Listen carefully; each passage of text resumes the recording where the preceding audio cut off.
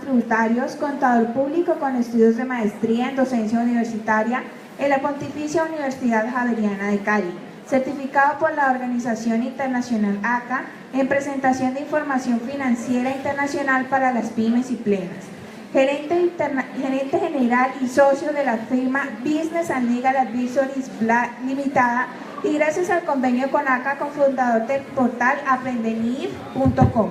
Consultor y asesor, capacitador e implementador de estándares internacionales NIF y FRS y en temas financieros y tributarios para casas de software, cámaras de comercio, cajas de compensación familiar, universidades, portal actualícese.com, agremiaciones, asociaciones, Colegio de Contadores Privados de San José de Costa Rica, Cátedra Contable de Nicaragua, entre otros. Autor del libro Manual Contable para la implementación de las NIF, herramientas para elaborarlo, y coautor con Carlos Rincón y Ricardo Zamorano del libro Guía Explicativa sobre Normas Internacionales de Información Financiera NIF. Más de 2.000 videos y 500 conferencias presenciales. Recibamos entonces al doctor Edmundo Flores. Muy buenos días para todos ustedes. Un agradecimiento muy especial, en primer lugar, a todos ustedes por haber aceptado esta convocatoria, a la Universidad Santiago de Cali, que nos acoge en su recinto principal, a la Defensoría del Contribuyente en cabeza del doctor Fernando Cruz, y a María Janet, que muy amablemente también tuvieron en cuenta mi nombre para compartir con ustedes parte de lo que ha sido la experiencia de este proceso. ¿Qué les puedo decir en 45 minutos? Algo que llevamos trabajando 8 años. Ha sido un tema bastante complejo poder adaptar la mentalidad de la gente, porque lamentablemente no ha habido un estudio juicioso de lo que son los estándares y la mayoría se ha ido por los atajos. Ahora que la ley 1819 del 2016 toma las NIF como fuente de información para sus bases tributarias, ahí todo el mundo ya como que le dio susto, ya como que le dio miedo y se da cuenta que lleva atrasado 3 años. Entonces ahora sí dice, no, pues pongámonos las pilas. Aquí el doctor Fabio ya nos puso al tanto de todo lo que puede llegar a pasar y de todas las cosas del carácter legal, jurídico, que todos las sabemos, al menos de manera general, pero que eso tiene una incidencia bastante grande. Entonces, vamos a tratar, pues perdón, ¿no se pudo colocarlo? ¿Sí? Ah, bueno. Ok. Nosotros hemos pensado que esto va a ser gradual. Hemos hecho un estudio desde que se presentó el proyecto a la fecha y llevamos más o menos alrededor de unas 100 diferencias. Diferencias que la gran mayoría no están reguladas por el estatuto, lo cual podríamos presumir que es lo que diga el marco técnico.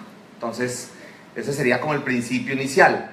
Pero sabemos que muchas de ellas van a tener tropiezos con relación a lo que es la fiscalización y la revisión.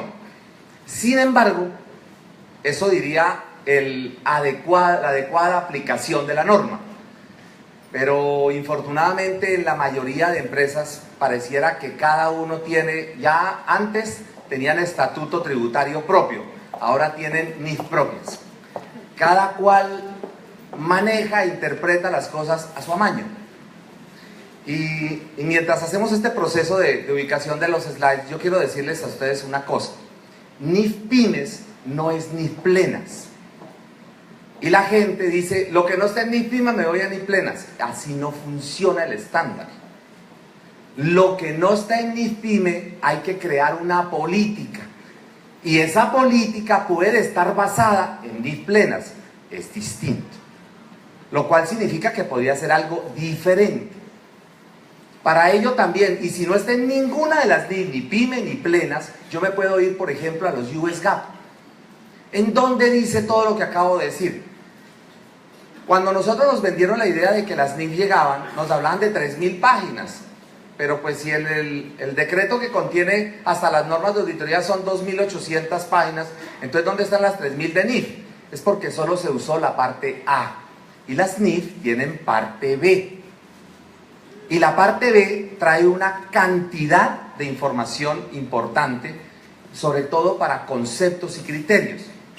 Y en NIF Pymes, que la gente la menosprecia, que porque son 260, 50 páginas, pues tiene más de 3.000 páginas en material de entrenamiento por parte de la Fundación.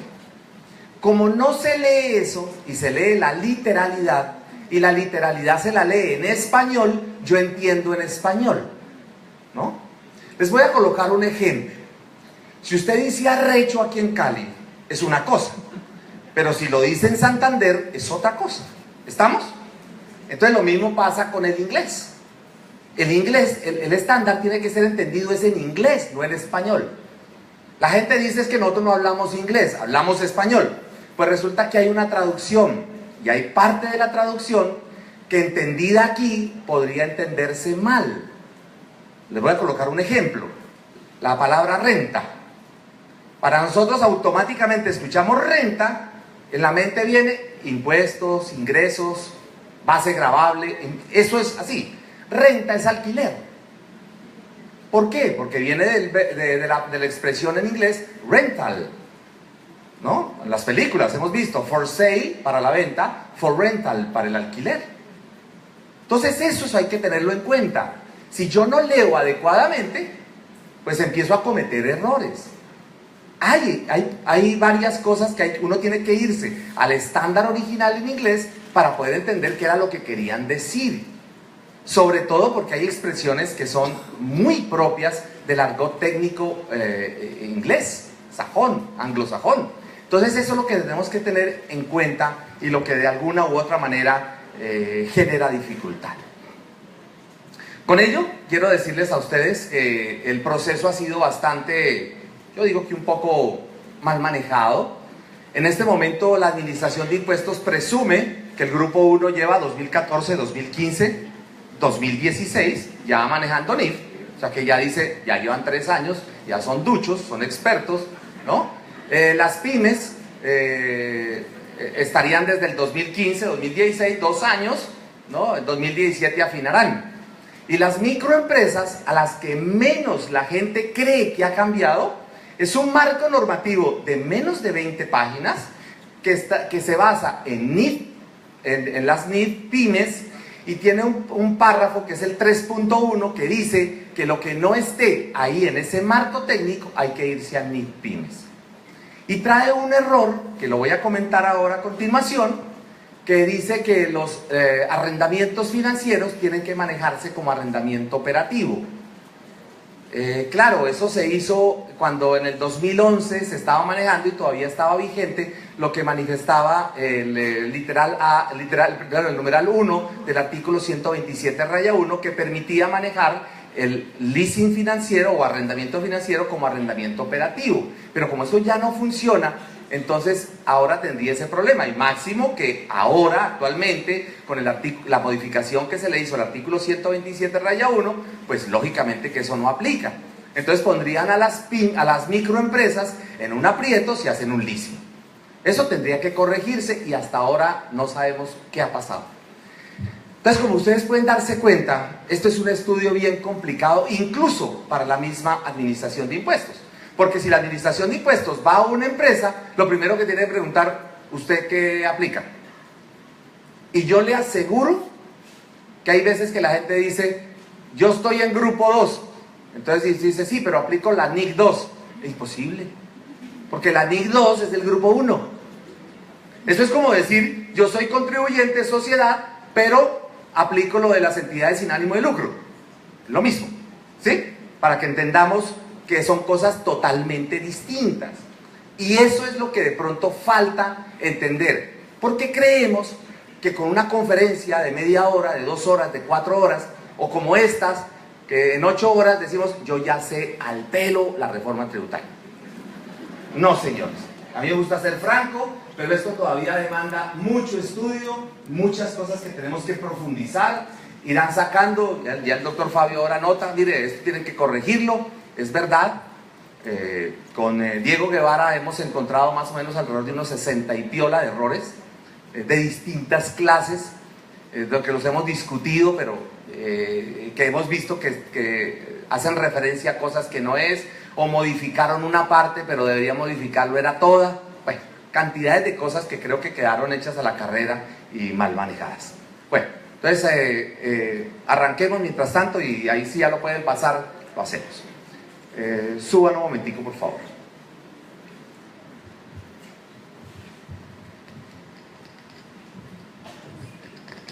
Arranco con lo que le gusta a la gente, la amenaza. ¿Por qué digo lo que le gusta a la gente? Porque no lo hacen. Es la verdad, tenemos que decirnos la verdad. ¿Qué es lo primero? Pues que la DIAN se reserva el derecho de revisar, de verificar. Y en ese orden de ideas, hay que mirar las palabras que usa. Resulta que el estándar está hecho en una metodología que es distinta a la metodología legal de Colombia. Es hecha basada en las discusiones, en los que se hacen en las cartas, lo que se llaman las enmiendas. Entonces eso es una metodología jurídica distinta a la que se aplique en Latinoamérica. Entonces, por ejemplo, dice que revisarán y verificarán los elementos de los estados financieros. Lo primero que uno tiene que darse cuenta es, ¿y de qué me están hablando? Pues muy sencillo, ¿están todos los activos que tienen que estar? ¿Están todos los pasivos que tienen que estar? ¿Seguro que están todos los ingresos? ¿Seguro que están todos los gastos?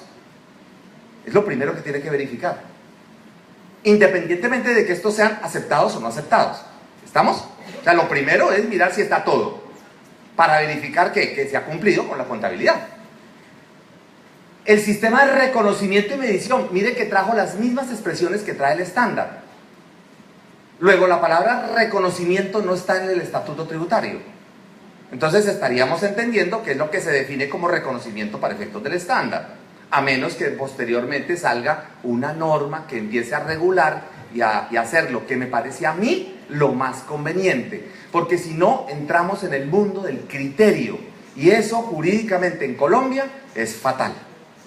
No, yo pienso que eso sí debe estar, y el otro diga, no, yo pienso que no, y entonces al fin, ¿qué? ¿Está o no está?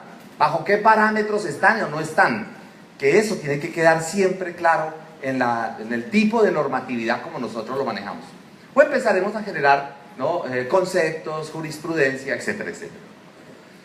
Reconocimiento, cuando se registra, cuando se aplica el devengo, pero si no sabemos ni siquiera qué es devengo ni causación, y les voy a explicar por qué no lo sabemos.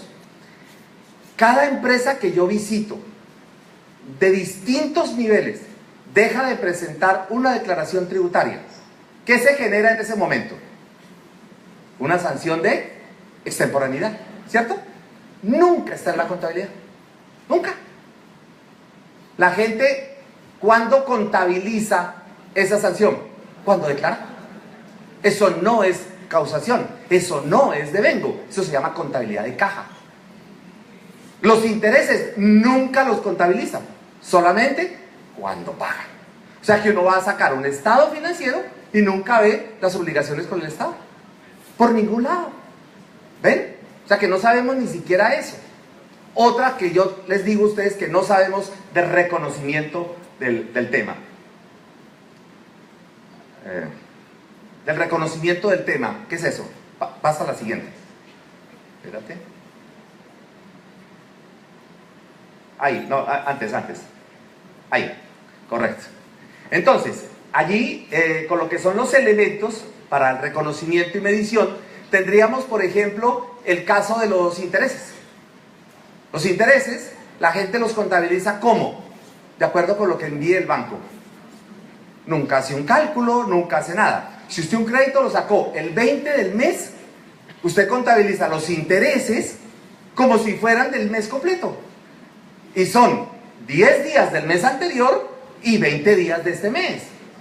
Y ya cambió el saldo para los siguientes 10 días. Pero así nunca se ha hecho. La frase favorita es, así siempre lo hemos hecho aquí. Y punto. ¿Ven? O sea, no sabemos causación, no sabemos devengo. ¿Ok? Bueno. Con relación a la medición. Bueno, con medición vamos a tener un poco de excepciones que ya las vamos a ver a continuación. Pero si la DIAN dice que va a tener en cuenta los elementos de los estados financieros, pues como va a tener en cuenta los estados financieros, pues tendrá también en cuenta las notas. Y es que en notas hay infinidad de revelaciones, empezando por una que es la que más le duele a las personas, y se llaman vinculados económicos o partes relacionadas. ¿Por qué? Nadie quiere informar lo que pide las NIF. ¿Cómo le ocurre que usted va a colocar que tenemos un litigio? ¿Cómo se le ocurre que usted va a colocar los sueldos que nos ganamos los socios? Perdón, no los sueldos, los ingresos que nos ganamos los socios. Que es que eso se difiere en toda la contabilidad de la empresa, ¿no? Entonces, todo ese tipo de cosas hay que tenerlas en cuenta. ¿O no me alcanza? ¿O colocaron el cosito? Ah, bueno. Los soportes, obviamente, para efectos tributarios, que es un efecto legal, pues tiene que haber un soporte. En NIF no necesariamente tiene que haber un soporte. ¿Ven la diferencia? ¿Y por qué no necesariamente debe haber un soporte? Puede haber una decisión, un criterio.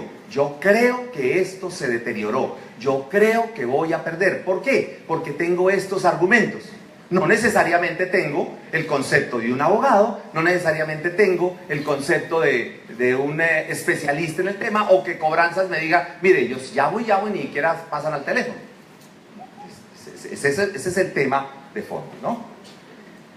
Esos soportes, lógicamente, que sirvieron para determinar los tributos, que es lo que en últimas le importa al Estado. Pero quiero hacer me adelanto un poco al tema con relación al reconocimiento. ¿Qué tal que usted, que siempre en toda su vida solo ha visto la palabra factura, y sin factura no ha contabilizado nunca nada, porque así se ha hecho toda la vida? En NIF, usted primero reconoce, es más, y me corregirá el doctor Fabio si estoy en un error, tributariamente primero nace el ingreso y como consecuencia del ingreso se factura. Nosotros trabajamos al revés. Si hay factura, reconocemos ingreso, y si no hay factura, no contabilizamos nada. Y así no es ni la tributaria ni las NIF. La consecuencia de un ingreso se factura, y eso es lo que significa reconocimiento. Establecer si existe un ingreso. Por eso les digo, mire, solo en una palabra y mire ya lo que llevamos. Y podríamos seguir extendiéndonos. Con relación a lo que son sistemas nuevos de expresiones, ya los consorcios, uniones temporales, contratos de cuenta en participación, se agruparon en un concepto que se llama colaboración empresarial. Estos los encontramos nosotros en NIF como negocios conjuntos. Esa es la terminología del estándar. Con relación a ese tipo de contratos, pues entonces tenemos que toda la vida yo he tenido que hacer esta parte. Colocar mi participación en activos, pasivos, ingresos, costos y gastos. Pero no se ha hecho así. ¿Qué se ha hecho por tradición? Contabilizan ingresos, costos y gastos y la diferencia cuentas por cobrar. Como si el consorcio, la unión temporal o cualquier forma distinta de agrupación que no sea de carácter formal o no formal fuese un ente distinto. Miren, las personas dicen, es que el consorcio hizo esto. Le dije, pero es que el consorcio es usted. Porque si usted trata el consorcio como si fuera un ente distinto, estaríamos frente a una sociedad de hecho.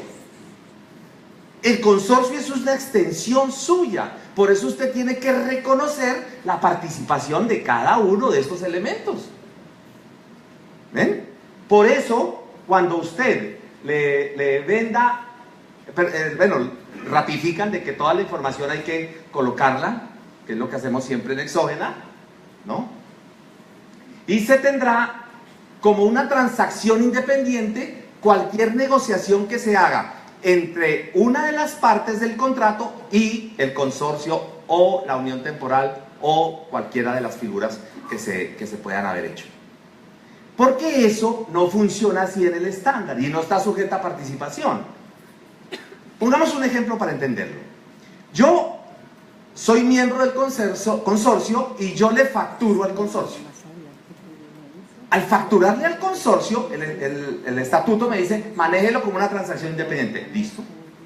Pero resulta que cuando voy a contabilizar la participación, yo tengo una cuenta por cobrar y el consorcio tiene una cuenta por pagar.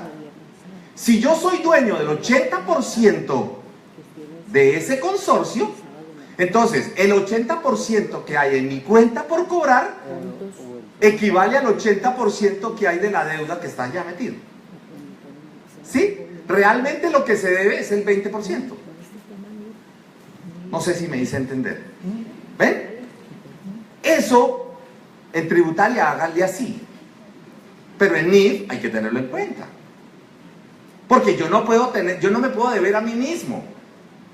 ¿Por qué en tributaria hay que tenerlo en cuenta? Porque dice que lo maneje como una transacción independiente. Claro, para que la administración de impuestos pueda tener claridad. ¿De acuerdo? Bueno.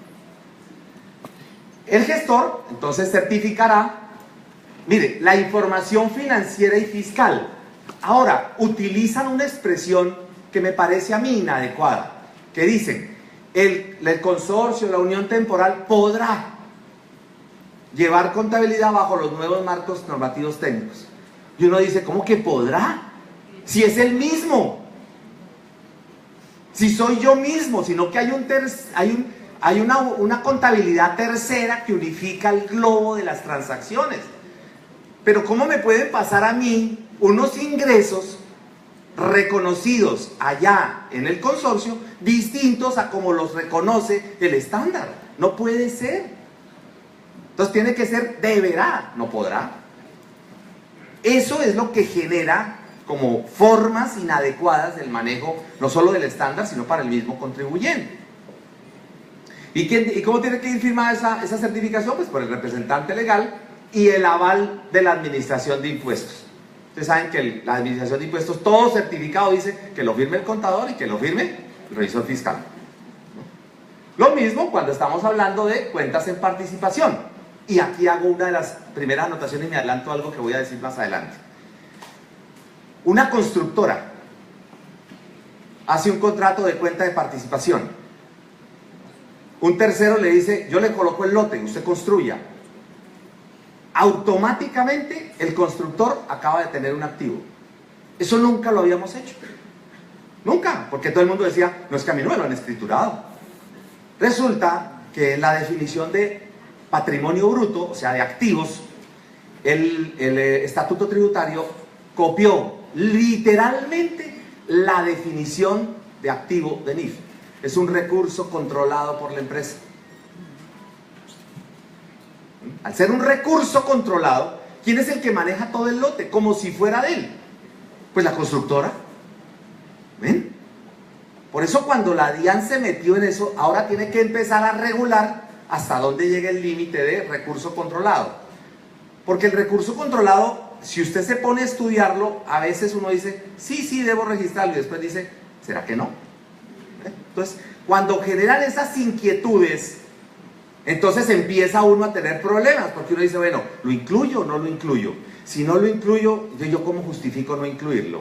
¿Tengo todos los argumentos para justificar que no? Y si lo incluyo, y entonces se me eleva a mí los indicadores del estado financiero, además del patrimonio bruto de la declaración. ¿Y cuál es la contrapartida? ¿Sí será que es una obligación? ¿Cumple con la definición de obligación? Sí, ¿no? Y empieza uno a pensar 20.000 cosas. ¿Ven? Un comodato para empezar a analizar ese tipo de temas. Por eso cuando uno analiza NIF, tiene que sentarse relajadamente. Yo les recomiendo una buena cerveza bien fría, ¿no? Un vinito bien rico, bien relajado, para poder entender este cuento, ¿no? Porque uno en sano juicio, uno lo lee y dice, ¿seguro que esto está traducido? Porque no entiende uno, ¿cierto? Hay que volverlo a leer. Entonces, con calma. Bueno. El reconocimiento y medición de activos, pasivos, ingresos y gastos se van a hacer basados, norma general, en los marcos técnicos normativos contables. Es decir, que lo que diga el marco técnico normativo contable es lo que tiene influencia para el tema del estatuto.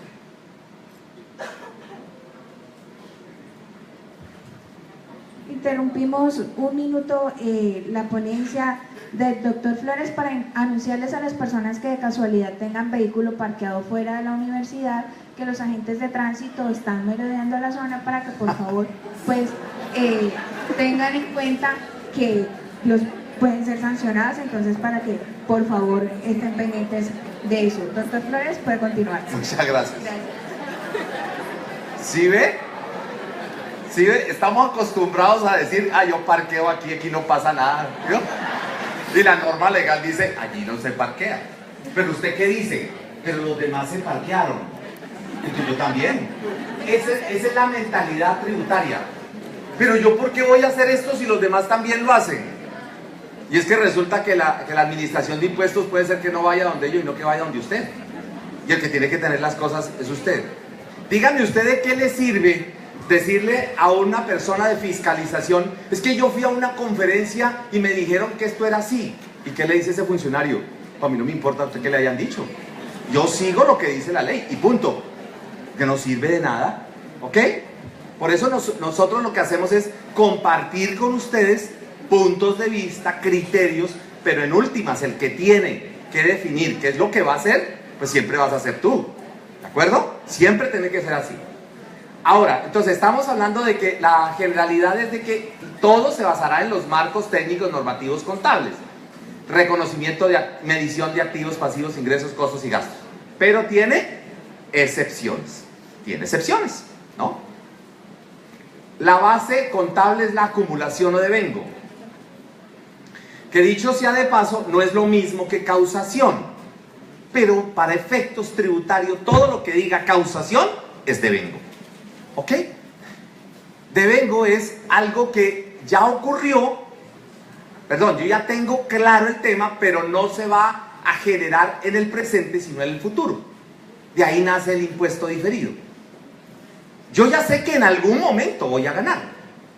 Tengo un predio que vale 1.000.000, que a mí me haya costado 300, no importa. En algún momento que yo haga una transacción en el futuro, por la diferencia entre ellos dos, tendré que pagar un impuesto. Eso es lo que se llama devengo. Lamentablemente, las personas están creyendo que el impuesto diferido es simplemente comparar una cosa con otra. Hay que hacer un estudio adicional al impuesto diferido. Que dicho sea de paso, sería una excelente herramienta para el gerente los activos por impuesto diferido. Porque un activo por impuesto diferido le dice cuándo paga anticipado el impuesto. Pero un pasivo por impuesto diferido es una excelente herramienta para la DIAN. ¿Por qué? Porque va a decir, oigan, y esta empresa tiene un pasivo potencial. Mírenlo ahí, ahí está. Además sirve de planeación tributaria. Si yo he calculado una obligación de impuestos así, ¿qué es lo que tiene que hacer el asesor tributario con relación a la empresa? Bueno, entonces, ¿qué vamos a hacer para bajar esa diferencia? ¿Ven?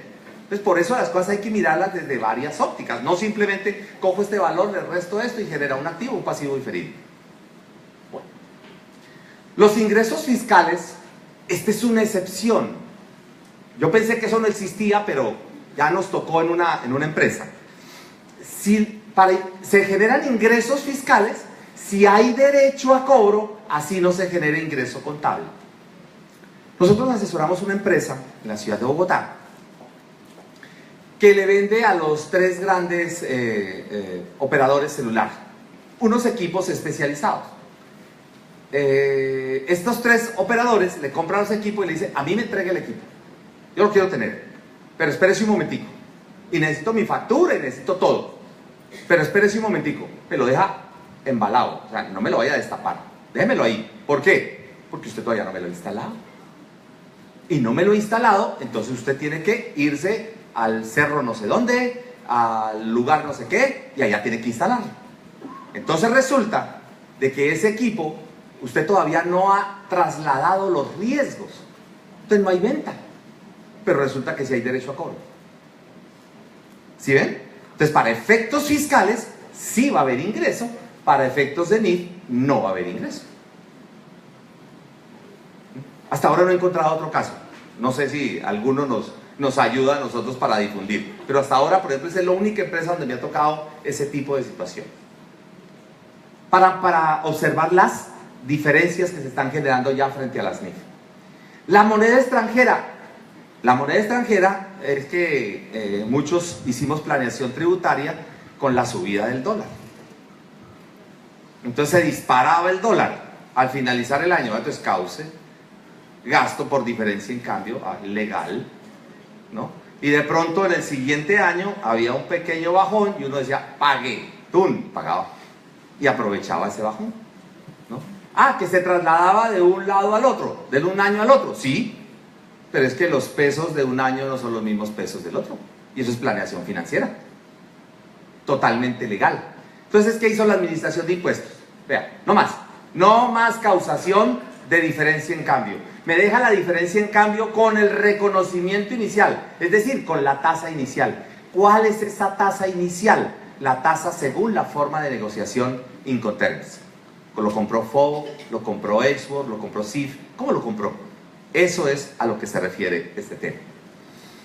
Y se ajustarán solamente cuando usted o recaude el dinero, si es cuentas por cobrar en moneda extranjera, o cuando pague la obligación. ¿Ven? Solamente allí. Entonces ahí tenemos otra diferencia. En NIF sí hay que ajustarlo, fiscalmente no, solamente hasta el final. ¿Ok? Eso para aquellas personas que les han dicho a ustedes que no se preocupen, que ya entrando a NIF no hay diferencias. El método de participación patrimonial. Qué cosa tan simpática que pareciera que la gente tuviera método de participación patrimonial propio. Pero el método de participación patrimonial, el que voy a explicar, ha sido así toda la vida. Pero en la mayoría de empresas a las que nosotros hemos visitado, combinan el método de participación patrimonial con el método del costo. ¿Y por qué lo combinan? Porque los dividendos los contabilizan como ingreso. En el método de participación patrimonial, un dividendo es menor valor de la inversión. Analicémoslo. Lo primero que debo tener en cuenta es que en el método de participación patrimonial, donde tengo la inversión, llámese asociada, controlada conjuntamente o subsidiaria, gana, yo gano, pierde, yo pierdo. Pero resulta que ahora el estado de resultados está partido en dos. El estado de resultados que siempre hemos hecho y el ORI, que se llama el otro resultado integral. Que dicho sea de paso, cuando uno le dicen el ORI, uno queda como silbando, ¿y eso era que hay que hacerlo?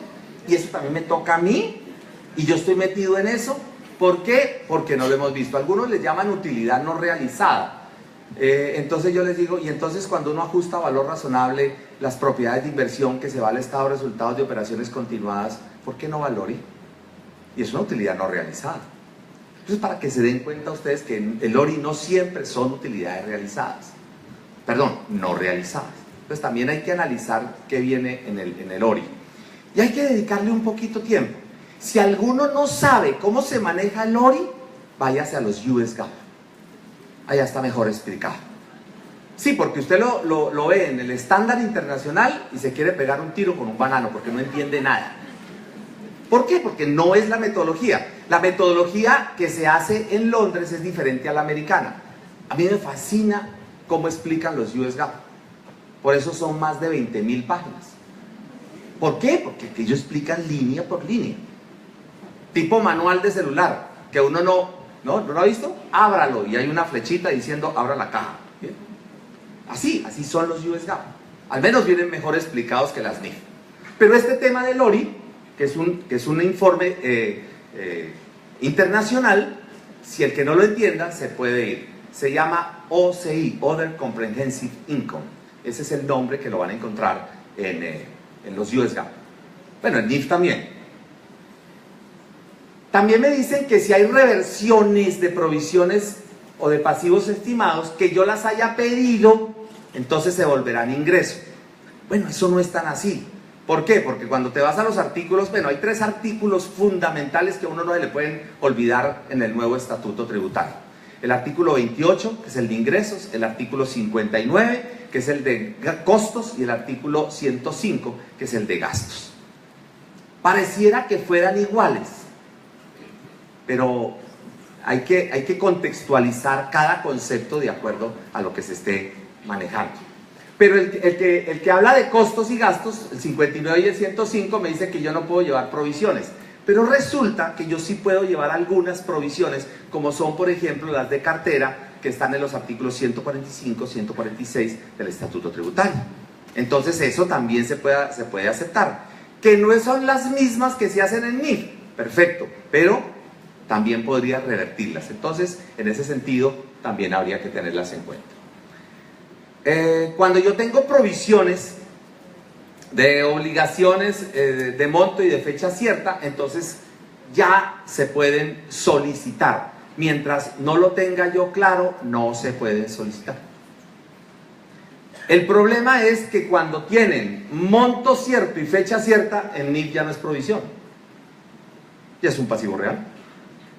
Porque para hacer provisión hay incertidumbre, bien sea en el monto o bien sea en la fecha. Entonces, por eso es que les digo que yo no puedo leer de la misma manera el estatuto y las NIF, porque utilizan palabras diferentes. Nosotros estamos acostumbrados a que la palabra provisión es otra cosa. Tengo una pelea casada con una empresa que no ha podido entender que una provisión no es algo futuro. Provisión para mantenimiento del próximo año. Le digo, eso no es una provisión. Puede ser una reserva, pero no es una provisión. Es que así lo hemos hecho toda la vida. Le digo, pues está mal hecho. ¿Ven? ¿No? Ya, es una provisión, es algo que ya ocurrió, porque está dentro de los pasivos. No, es que yo tengo que hacerla. Digo, sí, tienes que hacerla. Entonces de una vez causa los impuestos de renta de los próximos 50 años. ¿Qué es lo que tienes de vida? Porque lo más seguro es que vas a pagarlo. Entonces así no funciona. Entonces eso es lo que hay que tener claro. Esta expresión provisión no coincide siempre. En algunos aspectos sí, en otros no, en el tema entre el estatuto y el estándar. Entonces, los pasivos reales no son provisión, para que lo tengamos en cuenta. Por eso las prestaciones sociales no son provisión. Y no son provisión porque usted con un día de trabajo, pues ya tiene una obligación real, no un estimado, una provisión, un pasivo real. Los pasivos por ingreso diferido. No, eso también hay que manejarlo con calma, porque ellos se concentraron en lo que le llaman fidelización de clientes. Pero ya tenemos que empezar a utilizar un lenguaje que viene con el estándar pleno, que es la NIF 15, que se llaman desempeños futuros, las actividades de desempeño futuro. Que es lo que me permite a mí identificar si una venta hacia el futuro va a tener impactos. Coloquemos algunos pequeños ejemplos. Nosotros estamos colaborándole a unos estudiantes de Boyacá, de Tunja, porque estaban haciendo una tesis sobre las revelaciones y los impactos de las NIF en algunas de las empresas que hay allá. Entonces ellos se fueron a un concesionario y en el concesionario le dijeron, no, aquí no hay diferencias de NIF, tranquila. Le dije, no se preocupe, que eso en todos lados dicen que no hay ningún impacto. Dije yo, pregúntele si ellos venden un vehículo por 50 millones, todo incluido. Le dicen, claro, pero ¿qué tiene ese vehículo? Le pagamos el SOAT, le damos las placas, le colocamos los tapetes, ¿no? Le vamos a dar mantenimiento de los próximos años. O sea, tiene un poco de elementos, o sea, no es solo el carro. Entonces resulta que si yo le digo, mire, es que el carro, yo le voy a dar 2 millones en elementos, en accesorios, y 2 millones en mantenimiento, y el vehículo me costó 50, ¿cuánto vale el vehículo? El vehículo vale 46, los accesorios 2 millones, y el ingreso diferido futuro valen 2. ¿Cuándo se genera ese impuesto diferido? Perdón, ese pasivo diferido. ¿Cuándo? Cuando preste el mantenimiento. Antes no. Principio del devengo. La fidelización de clientes, claro, las millas viajando, los puntos, lo que quieras llamar, ¿ok? Ahora, en NIF para pymes también te dan algunos criterios. En la sección 23 hay un apéndice, y en ese apéndice de la sección 23 tenemos algunas situaciones donde estos pasivos diferidos no hay necesidad de contabilizarlos porque el plazo es tan corto que no hay necesidad de hacerlo. Por ejemplo, le vendo el aire acondicionado, pero se lo instalo. El tiempo entre la venta y la instalación es tan corto que no vale la pena ponerse a dividir esa situación. ¿Ok? Pero eso, ¿dónde lo encuentras? Sección 23, el apéndice de la sección 23. El apéndice, o sea que es de sección 23A. ¿Listo? Los ingresos como una contraprestación variable por desempeño en ventas, alcance de metas, etc. Bueno. Los instrumentos financieros, donde la gente menos hace cosas. Ha sido una tristeza ver cómo los asesores de NIF se han dedicado a hacer políticas contables para no aplicar NIF. El plazo normal de crédito, 360 días. Mire, yo le hice el cálculo financiero a una cooperativa que recaudaba el dinero 10 o 15 días después de que se lo descontaba al empleado, de esos préstamos.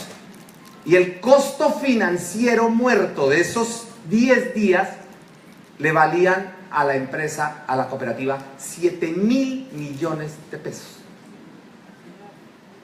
Y a veces no eran 10 días, eran 15, eran 20, a veces el mes se lo tomaban, ¿no? Lo que descontaban al empleado en enero, se los terminaban pagando en algunas casas en marzo.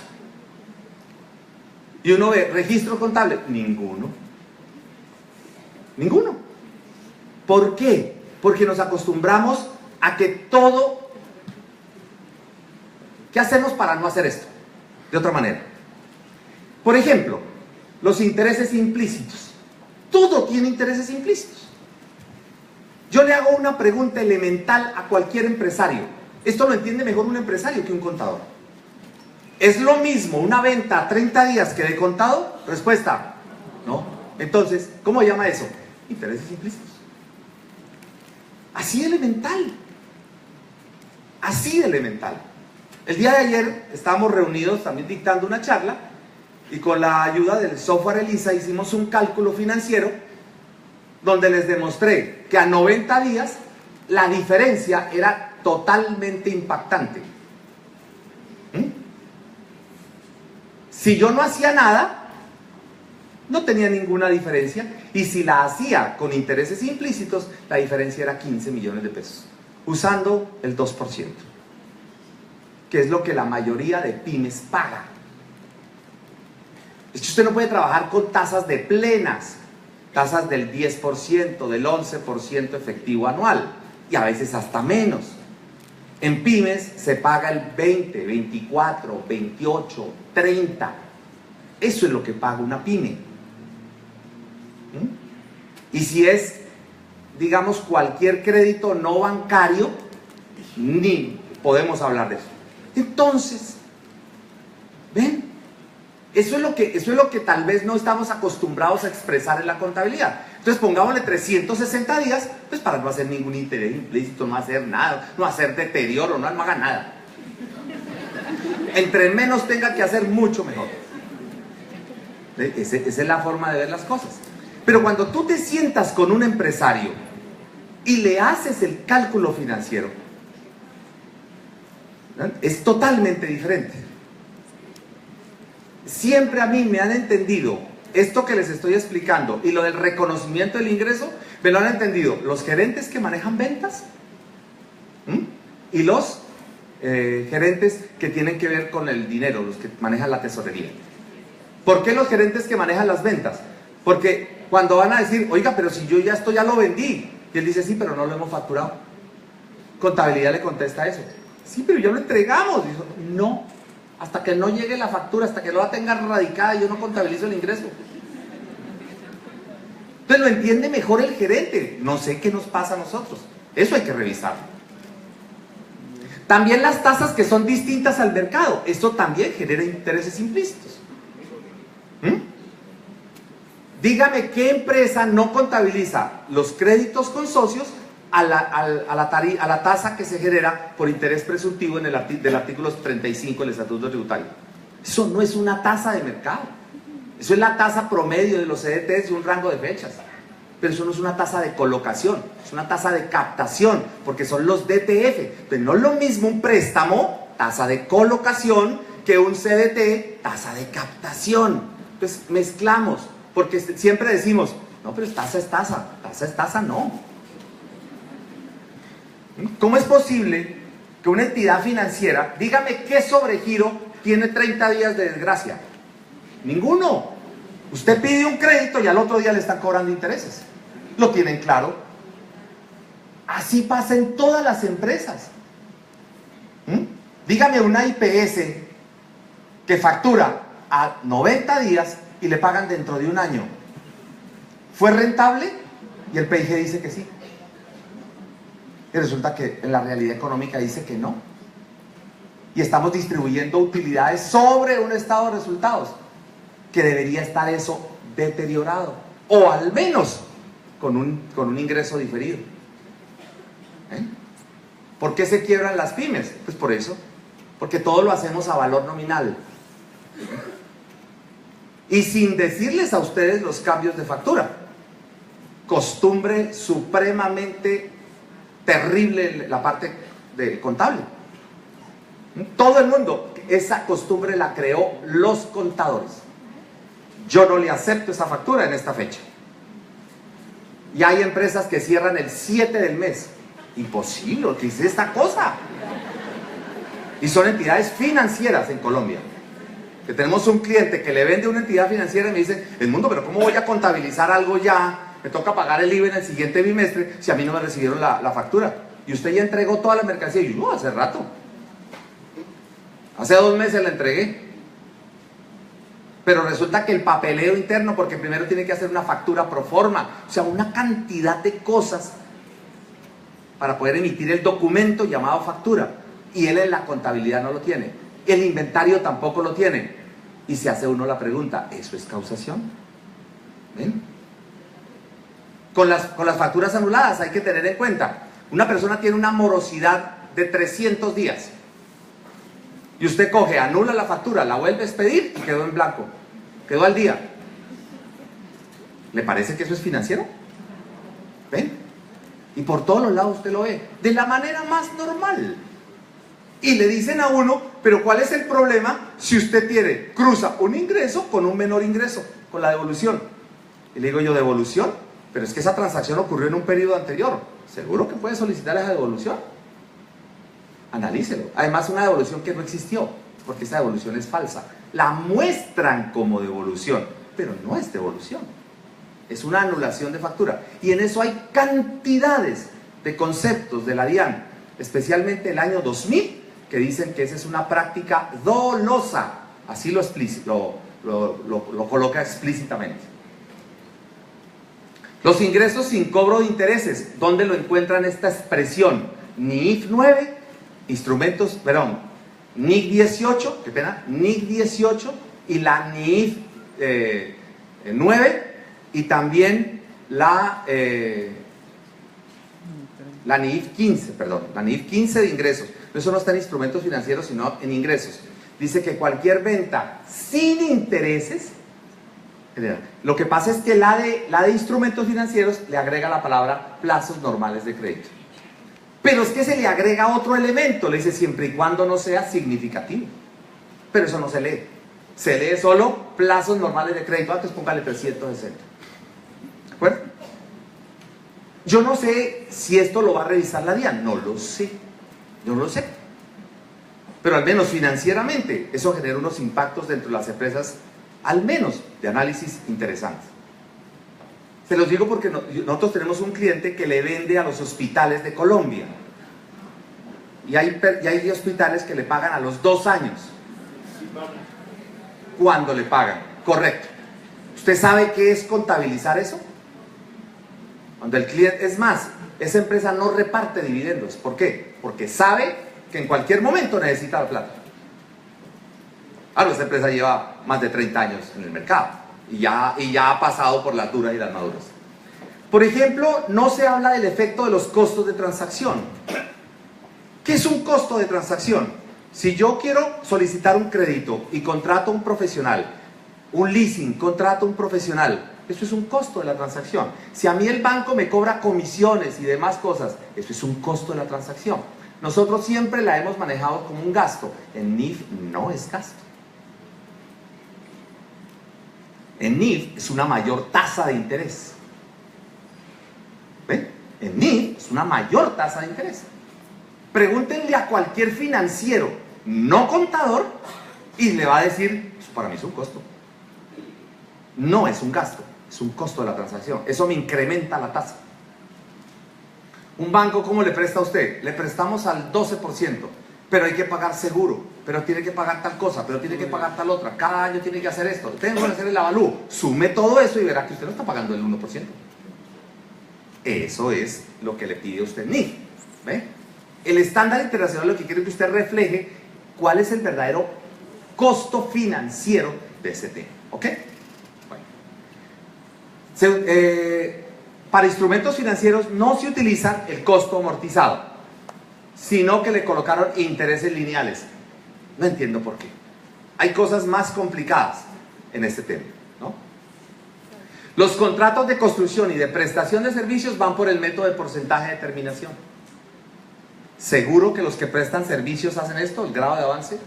La mayoría de personas que construyen, hasta que no esté el acta firmada, no hay nada. Y a veces las actas se demoran hasta 2 meses después de usted haber entregado la obra, o al menos la parte que le correspondía entregar. Eso es lo que se llama devengo. La cartera, hay unos límites fiscales para la provisión, ya los había mencionado. No se aceptan mediciones a valor razonable, ni de inventarios que vienen de activos biológicos, ni de inversiones, de CDTs, acciones, de más títulos, ni de propiedades de inversión, que entre otras cosas tiene efecto en resultados, ni de activos no corrientes mantenidos para la venta, que no existen en pymes. Esa categoría no existe, solamente es mencionada para deterioro en la sección 17. Porque es que parece que el estatuto se basó fue en las NIF plenas y no tuvo en cuenta las excepciones de NIF pymes. La propiedad, planta y equipo, que tiene unos efectos en el otro resultado integral, sobre todo ahora con las enmiendas del decreto 2496. Los activos y pasivos por derivados tampoco se contabilizan, sabiendo que se manejan en NIF al corto plazo con efectos en resultados y a largo plazo con efectos en el ORI. Y no tiene efectos fiscales sino hasta que se cumpla con el contrato. Tampoco los activos o pasivos que se deben llevar a valor razonable cuando hace una combinación de negocios, bien sea porque compre una unidad de negocios o porque me fusione con una entidad.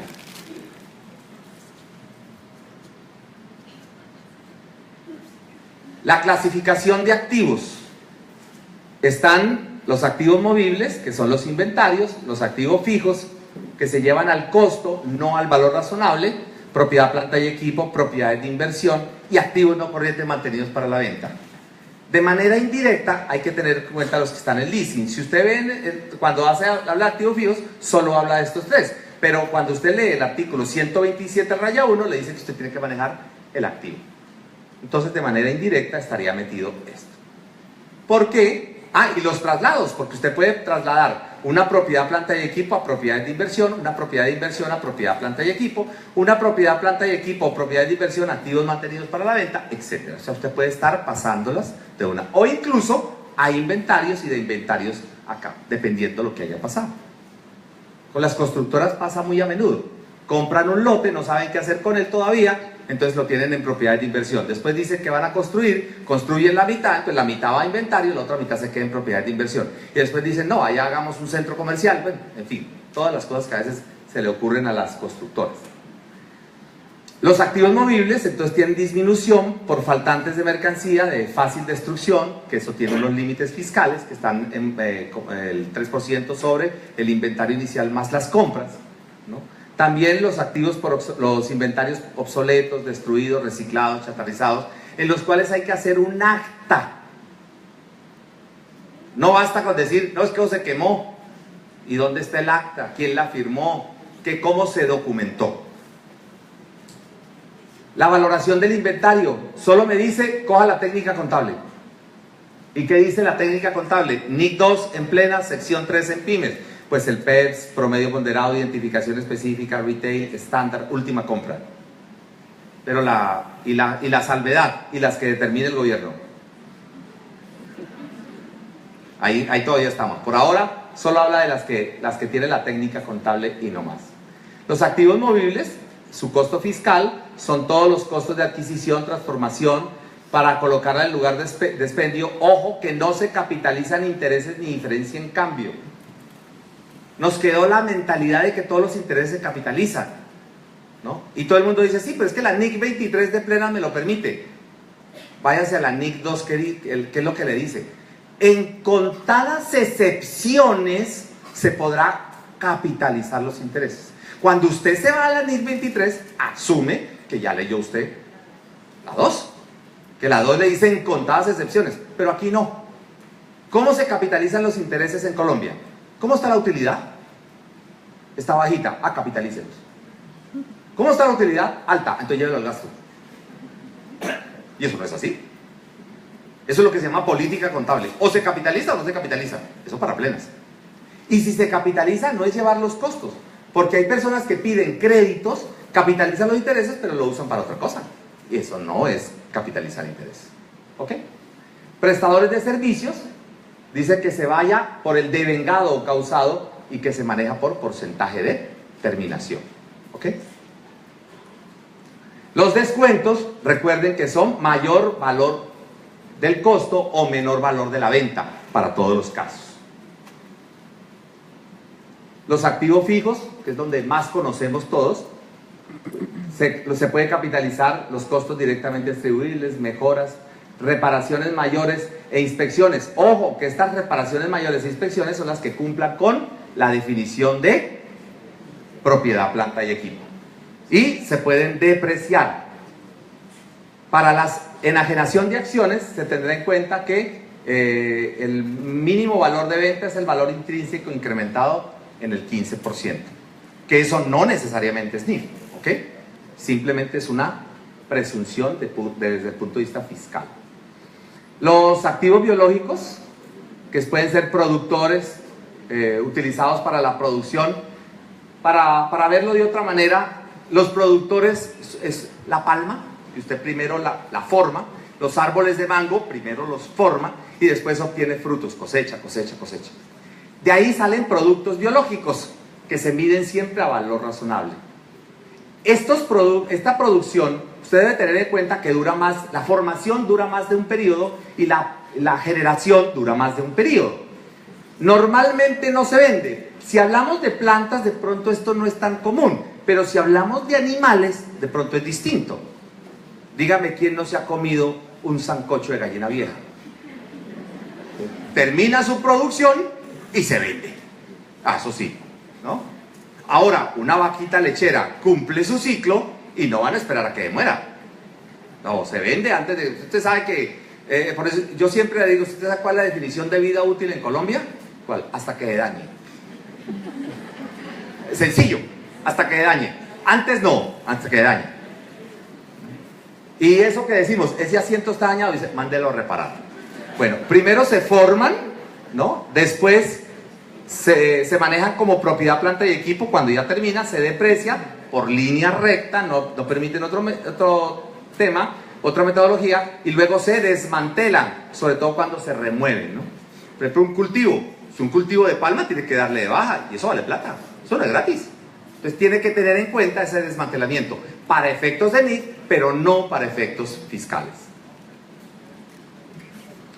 Los consumibles, que van dentro del ciclo inferior a un año, ¿no? Se miden al costo. En NIF se miden a valor razonable, otra diferencia. Se enajenan en el giro ordinario del negocio, se generan productos biológicos, lógicamente, que se miden a valor razonable, se pueden utilizar bien sea como materia prima o para la venta. La medición se hace más los costos de vengado, costo fiscal. Esta es una diapositiva que me pareció muy sucinta, que la hizo el doctor Tulio Restrepo, y dije yo, no, pues para ya lo que está hecho, ¿para qué lo volvemos a hacer si está bien hecho? Entonces esto es que la pueden observar ustedes como unos ejemplos de activos biológicos, ¿no? La conciliación fiscal, que hace parte, que será la metodología para distinguir las diferencias entre los marcos técnicos y el estatuto, y el gobierno reglamentará este tema. Todavía no ha dicho. Se dice que ya no opera el libro tributario. Hay empresas donde tenemos cierta clase de diferencias y hemos decidido, es mejor la mayor claridad posible con las diferencias. Usted no puede sentarse a terminar el año y luego construir las diferencias. Eso se vuelve un lío. Okay. Recuerden que el incumplimiento, que la irregularidad de contabilidad está en el artículo 655 y es el punto 5 con un límite de ingresos del mayor entre ingresos y patrimonios y 20.000 VTs. Bueno, deducciones especiales, la depreciación. De depreciación solo quiero hablar una cosita. El valor residual hace parte a partir del 2017 el valor residual como un elemento. Por eso es importante saber qué es valor residual. Por ejemplo, yo compro un bien, una bodega, como quiera llamarlo, y resulta de que no todo se deprecia. ¿Por qué? Es que tiene un valor residual. Eso va a tener incidencia fiscal y vale la pena que eso se analice. Los métodos lineal de saldos decrecientes y unidades de producción y me admiten la obsolescencia. Los bienes depreciables, que ya los vimos, ¿no? Los activos tangibles. Una situación especial, miren, va a tener en cuenta la administración de impuestos, por lógica, que hay arrendamientos financieros disfrazados como arrendamientos operativos. Por ahí leí en un editorial que decía, vuelve y nace el arrendamiento operativo. Nunca se ha acabado, porque arrendamiento operativo se llama alquiler. Bueno, la limitación de deducciones por depreciación que cambia, menos las del año anterior, la depreciación acelerada que no existe, ¿no? Lo que está pendiente a diciembre 31 del 2016 sigue como se ha pactado, ¿no? Con sus vidas útiles, sus formas, sus métodos de depreciación y porcentajes y sus vidas útiles diferenciales. Para tener en cuenta el manejo de gastos pagados por anticipado, los cargos diferidos, los preoperativos, que en NIF la mayoría de ellos se llevan al gasto, por no decir que la totalidad, pero habría que analizar algunas cosas, y fiscalmente se van a llevar amortizables con un descuento, una posibilidad de deducción, de máximo el 20% del valor, o sea que mínimo 5 años. Los instrumentos financieros, volvemos a reiterar, son con intereses lineales, no costo amortizado, y los activos intangibles dicen que no se maneja la plusvalía, no se puede amortizar, y resulta que en PYME sí se puede. No les digo, no leyeron la NIC PYME para nada. El límite máximo es el 20%. Las normas de transición, en conclusión, todo se mantiene igualito, el tiempo por restante, 5 años, los saldos a favor que se pueden compensar, las pérdidas fiscales que hasta antes del 2017 eran ilimitadas y ahora tienen 12 años. Los excesos de renta presuntiva que se mantienen los 5 años y que el crédito mercantil en 5 años. No se acepta crédito mercantil formado para los que tienen este tema. Dice que hay diferencias permanentes por las diferencias permanentes se originan por los no deducibles, las rentas exentas y los ingresos no constitutivos de renta. Entre ellos colocan la pérdida en el método de participación. Eso de todas maneras yo creo que hay que manejarlo con beneficio de inventario porque no siempre es así. Y dice que la distribución de dividendos, yo no comparto al menos la parte de la distribución de dividendos.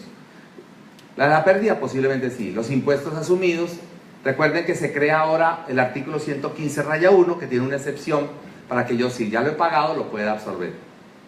Los gastos no deducibles, que ya los conocemos, lo que no me aceptan, multas, sanciones, penalidades, pero también lo que no tiene retención y lo que no tiene, obviamente, un soporte fiscal. Y las rentas exentas, que pues está para eso los artículos que también fueron modificados, artículo 207, que hay que verificar la modificación. Y los ingresos no constituidos de renta, que los volvieron a reorganizar, porque había muchos que estaban vivos, pero tenían eso. Finalizo simplemente con un comentario, el XBRL Express. Regálenme estos 5 minuticos para poder terminar la idea. ¿Qué es el XBRL Express? Es una plantilla que se utiliza normalmente para las NIF y los US GAAP, y se utiliza para presentar los estados financieros en bolsa. Ahí se colocan los estados financieros y las notas, y se manejan las taxonomías similares a como se manejan los formularios y los formatos de la DIAN. Para que ustedes se entiendan mejor, ubíquese por ejemplo en el formato 1732, que tal vez es de los más largos. Eso es una taxonomía. Uno va rellenando las casillitas. Lo que pasa es que en NIF unas casillas traen valores, otras casillas traen texto, ¿cierto? Las notas tienen información cuantitativa y cualitativa, o sea, también texto. En Colombia, como todo lo criollizamos, entonces no copiamos igual, sino que las adaptamos, ¿no? Que son diferentes a la original y tienen que ver con la publicación. Y de ahí en adelante, les entrego a ustedes la ruta para descargar el XBRL Express, que ahí lo pueden ver ustedes. Y aquí, para que verifiquen si tienen que presentar información o no. Sabemos, a ver si usted tiene que presentar o no información para el 2016. Ya la del 2015 ya la quitaron. O sea, la información del 2016, no le digo que ya se presume que usted hace rato ya tiene implementado todo, ¿no? Bueno, quiero cerrar lo siguiente. Lo primero, ojo con los temas de carácter tributario que tienen impactos diferentes a lo de las NIF, y al revés, ojo que hay cosas de las NIF que no tienen efectos tributarios, ¿no? Los conceptos no son de la misma manera. Recuerden que tributariamente todo tiene que ser debidamente soportado en NIF, si bien hay un soporte, pero también puede haber un lapso para el criterio. No me resta sino agradecerles nuevamente a ustedes su presencia. Sabemos que esto es una ametralladora de conocimiento, ¿no? Simplemente no nos resta sino agradecerles e invitarlos a ustedes, si modestamente lo aceptan ustedes, les ofrecemos una alternativa llamada Pasaporte al Conocimiento para su satisfacción. Muchas gracias a todos ustedes. Hasta una próxima oportunidad.